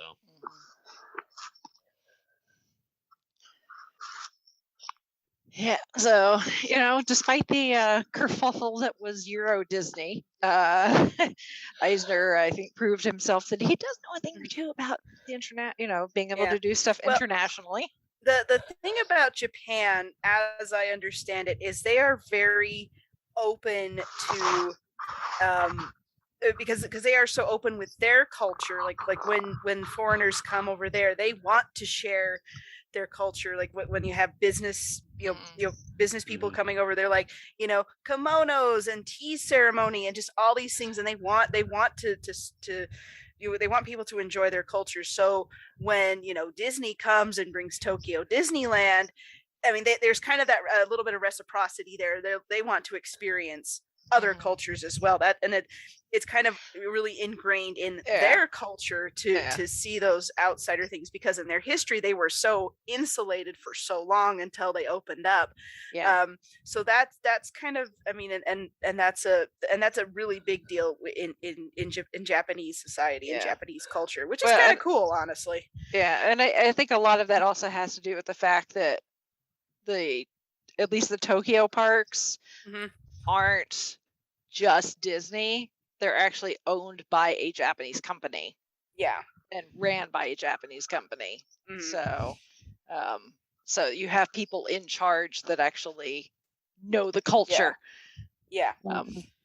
Unlike Euro Disney, where just Disney just kind of came in and like, Eiffel Tower, who needs that? Look, Mickey Mouse.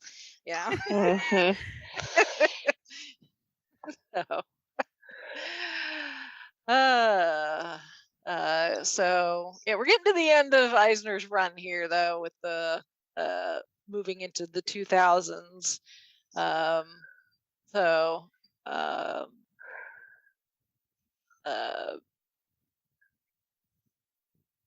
Those parks opened. The Walt Disney Studios Park opened, the second park. I'm doing air quotes. Second park in Paris, which apparently is still kind of a flop, but is getting some much needed injection with Frozen, among other things. So hopefully that one can get off the life support soon. 2003, Roy E. resigns again. As chair, he resigns this time as from a different position, but he resigns again. This time both as chairman of feature animation and from the board of directors, citing similar reasons to those that made him leave almost 30 years earlier. And his lawyer and business partner Stanley Gold, who was also on the board, resigns with him and actually create a public campaign called Save Disney to try and oust Eisner as head. And there's a short snip up again, I'll have it linked in the show notes, a short video of Roy. He's like, if you're a Disney shareholder, your vote, you're more powerful than you realize. You need to vote to remove Michael Eisner. It's like, alrighty, because now we're in the internet era. So he's making like websites and all sorts of things, like Save Disney.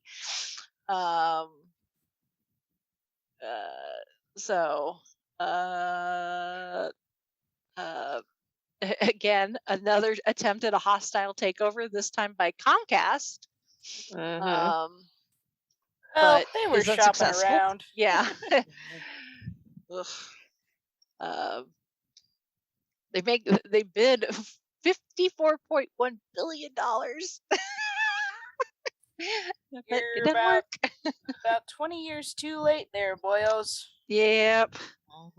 Yep. So, and then 2004 also, after a 45% vote of no confidence from the shareholders that spring, Eisner is stripped of his chairmanship and he's replaced by George J. Mitchell as chairman of the board. They do end up purchasing the Muppets and the Bear and the Big Blue House franchises from the Jim Henson Company for $75 million.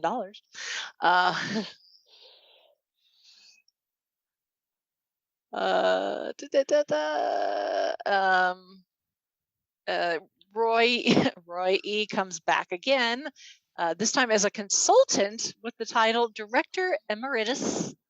And then Eisner announces that he will step down as CEO that September and replaced by Bob Iger. And then Iger was the man in charge up until recently, where he decided to hang up his mouse ears and move on. And obviously that is a discussion for another day, the Iger era. Oh, you don't want to go down that rabbit hole right now about how where things are at currently? We'll save that for another day. That is a discussion for another day. Well, just in acquisitions. Yeah. Bob Iger comes in and he's like, theme parks, whatever. Let's just buy everything. I was kind of surprised reading the Disney Wars what Eisner decided to pass on. And I was just like, and then there's always going to be something. Yeah. I was like CSI, and then when I saw the Lord of the Rings, I'm like, oh boy, that would have been a different thing. I mean, there's always going to be something that somebody passes on, and in hindsight, you're like, well, that was a dumb decision. But I think all things considering, where we are turned now, out pretty darn good. Yeah. I mean, with as much as I love Lord of the Rings, I will take Marvel. Peter Jackson. Day. Yeah. The Lord of the Rings things, Miramax wanted them to only do 2 movies, and they were like, no thank you. We need 3. Yes. But that is the speed run of the Michael Eisner era at Disney. But I mean, just the things that he did while he was in charge. I mean, obviously we were entertained at the time with things like The Little Mermaid and Lion King. And if you happen to go to the Disney parks during that time, you would have been entertained. It's like I never went to the now Disney Hollywood Studios and Animal Kingdom until 2006. So after Eisner had left. So I didn't get to experience those when they were brand new, but I have since then been able to experience them. And like I said, I've been on 3 of the 4 current existing cruise ships, which are amazing. I've been to Disneyland and California Adventure, not since the Marvel stuff has been added. Again, I cry a little because I've not been yet. I feel like there's something seriously wrong with this universe, that there is an entire Marvel land that I have not been to. You'll get there. I know. But, for all of the jokes and everything, you talk to Disney fans about Eisner and his time, and you're going to be people that are going to be like, oh, he was awful, and they've poked fun at him, and like Family Guy, we're like, you betrayed the shareholders,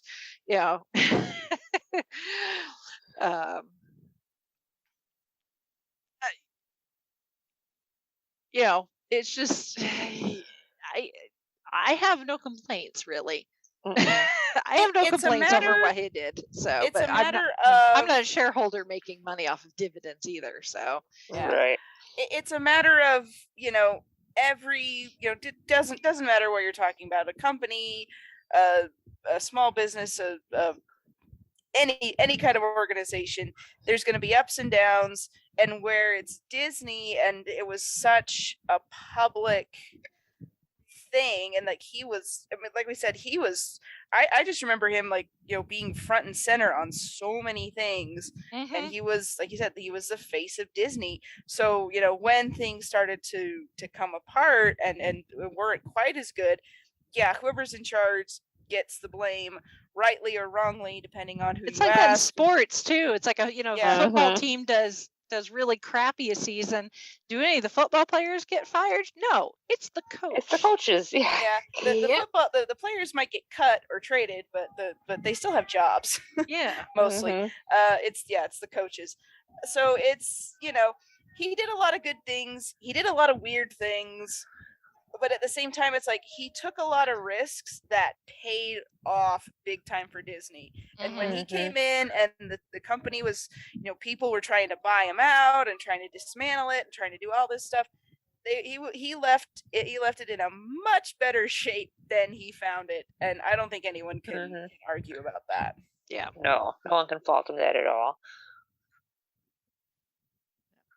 And like looking back on it with, like, I guess a sense of nostalgia, like you're right, like he was like the face of the company, so you saw him introducing movies on Sunday night on ABC and things like that. And then as for me, like as a kid, was born in 82, so like the Renaissance, the height of it was right there and smack dab in the middle of my adolescence. Like as he got older and things kind of went south, you only ever saw like the positive Michael Eisner, and it almost felt like a divorce. And we're like, why don't we love Daddy anymore? Yeah. Yeah. Pretty much. Yeah. He was Dad, and then eventually Dad left. But then we got a new stepdad who had lots of money. Yeah. Or figured out ways to find lots of money to buy us really shiny things. Yeah. And honestly, DreamWorks had its heyday. What have we seen from them lately that's actually been any good? Boss Baby? Okay. I don't know. Trolls? Me. Haven't seen either of them, so I don't know. Yeah. Yeah, I guess my niece loved Trolls, but those are like the only things I could think of that are like current IPs with DreamWorks. Aren't they the ones that made How to Train Your Dragon as well? Or they have How to Train Your Dragon, which is like saying Nickelodeon has SpongeBob, and they have SpongeBob. Or Shrek. Or Shrek, yeah. Yeah, well, Shrek hasn't. I mean, they haven't done anything new with it for Yeah. a while. They also 10 have the 10 Ninja years. Turtles, though. Nickelodeon does. Yeah, that's what I meant. Nickelodeon has the Ninja Turtles too. Well, yeah, they don't really do much. Oh, well, okay, they do stuff with them, but you think of Nickelodeon, you think of SpongeBob these days. If you're not into the, I try not to. Yeah. yeah, I know. Speaking of betraying the shareholders, betrayal. SpongeBob is still going strong, yet they're canceling Arthur. Go Oh. figure. Anyway, any That's other another other for another thoughts day. on Michael Eisner and his tenure as He, the he, head of Disney? he did a good job. I think so. Mhm. Yeah, I really can't complain. He did what he was hired to do. Mm-hmm. Mhm. So cool. All right. Well, Kevin, Sean, who wants to be the shameless self-promoter? Mm, Well, we like to say that Kevin's the brains and I'm the beauty, so Kevin can do the Sean really promotion has for a us. face for radio. Podcasting. This is why we all do podcasts. Although you do video for years, so y'all do. are brave. Very, very brave. And you have the bandwidth, apparently. Mhm. The place I live is fairly rural. I'm surprised. Well, actually, a year ago it was terrible, but it's gotten better. Well, that's Um, good. So yeah, like if you're listening to this now, check us out on the Captioned Life Podcast. You can find us at thecaptionedlife.com, and you can follow us on social media: Instagram, Twitter, Reddit, Facebook at Captioned Life, and give us a listen, because we like to talk about cool stuff within the realm of pop culture and how that affects us as people. Very cool. And we'll have that linked in the show notes. So Also, if you like a good bromance, Our wives tease us a lot about mercilessly. yeah. Like there was one time we were coming up with our business cards, and I forget what the phrase was, but we shared it to our wives, and they're like, "Yeah, people are gonna get the wrong impression about you guys." Oh, gosh.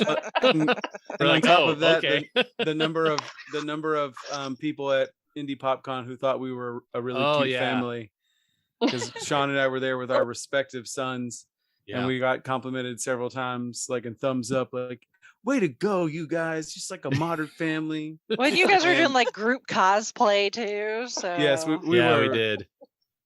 But people Yeah. people Oh, thought goodness. we were a couple, and our wives got a chuckle at that. Yeah. Which Yeah. you should have just went I didn't with even- it. You'd be like, "Oh, thank you. Which, well, and we kind of did. Nice to hear such good compliments in the Midwest." And I didn't even pick up on it until Kevin's son Madden was the one that pointed that out. I was just like, oh, I didn't even realize like that's what people were suggesting when they were just like, oh, you guys look great together, you know? Yeah. Oh my goodness. Yeah, I was like, No, I hear you about the spouse feedback. My husband, he's an author. He publishes indie, and oftentimes he'll run something by me, and I'll be like saying, no, that's gonna get people, that's not gonna work for these characters. Like, do you want them to be involved? He's like, no, and I'm like, well, you better rephrase that. right. Because you tilt your head just the right way. It's like, I'm telling you, people are gonna think the wrong thing. Yep. Yeah. No, at this point, I feel like Sean is like the, I don't know. Neither one of us are Jay or Silent Bob, but we are hetero life mates. True. There you go. Yeah, it's like the more we do episodes together, the more we realize like we would have been best friends if we actually grew up like Yeah. near each other, because we had like a lot of similarities and grew up with a lot of things. Like the superhero hideout one, we both said Ninja Turtles, and we didn't think the other person would have that one. And what was the other thing that we like? There was just a lot of things that we just talked about, like growing up. We're just like, oh my gosh, yeah, like that was me too. Like we have to purposely play devil's advocate on the show a lot because we would just agree about everything that we're discussing. Yeah. Otherwise, he'd be a lot of me too. Yeah. Like I agree. We're so entertaining, our listeners. And we end every Zoom call with "No, you hang up." That's awesome. Well, I don't know about well, I'll say some of us are in the Midwest, so hopefully the end of this that we will not end the show with a Midwest goodbye and go on for another hour. And thankfully we're not all in the same place, so it's not everybody walking someone out of their car. I literally have video of Chauncey's family doing that, like home video of like the family was together and some of them are leaving and they all walk out to the driveway to say goodbye. Somebody's getting in the car. And then there's another 15-20 minute conversation after you get into the car. Exactly. So Like we're not going to do that My here. family, we take pictures and we leave vacation, so I don't know. oh goodness. We're going to We're try to going avoid now. that here. My family's like, we got to get the kids to bed. Can we wrap this up? Exactly. Yes, and I heard a screaming child in someone's background. So that would have been mine. It's yeah. bedtime, and he's Yeah. very upset. So no, we're not almost murdering our son. He's just mad that he has to go to bed. It was his birthday. It was his birthday last week, and we had birthday parties all weekend. So he wants to play with his new toys, which I can blame him. But it's bedtime. Go to bed, Yep. kid. All right. So apologies for that. I tried to mute, but it's okay. Won't be the first time, won't be the last. no, indeed. So, all right. Well, so Chrissy can go put Alex to bed. We are going to sign off for this week. This is Brittany and Troy saying goodnight. This is Chrissy saying goodnight from Salt Lake City. This is Sally from Wisconsin saying good evening. And this is Rachel in Indianapolis, Indiana. Don't betray the shareholders. Wait, we don't have any shareholders. Problem solved.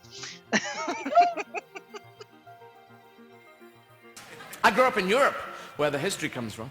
And, oh, yeah. You tear your history down, man. 30 years old, let's smash it to the floor and put a car park here.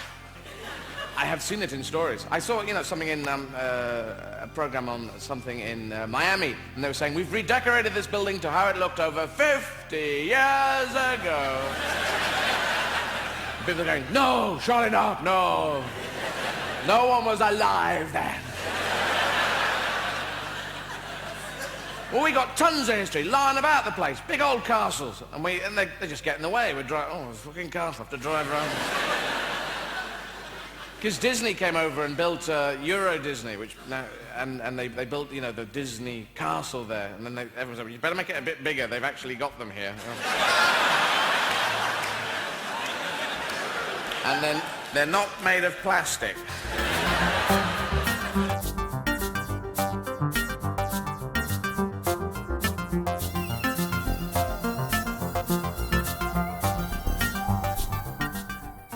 You have been listening to the Five-ish Fangirls podcast.